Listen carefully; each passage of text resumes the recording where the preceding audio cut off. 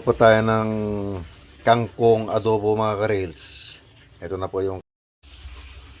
po yung kasangkapan natin. Yan.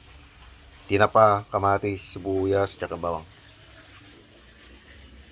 So nagpapainit na po tayo ng mantika mga ka-rails. Pagsasabay na natin yung tinapa, tsaka bawang, sibuyas. Yan. So naglagay na rin tayo ng paminta pala, yung buo. Yun. Pagkatapos kamatis.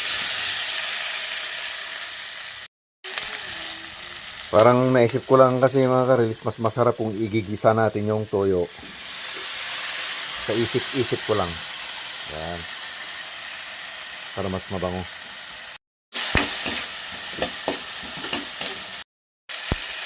Natural, hindi mawawala yung pampalasa natin kahit konti. So hindi po tayo gumamit ng bitchin mga ka-rails. Naglagay lang tayo ng kaunting asukal para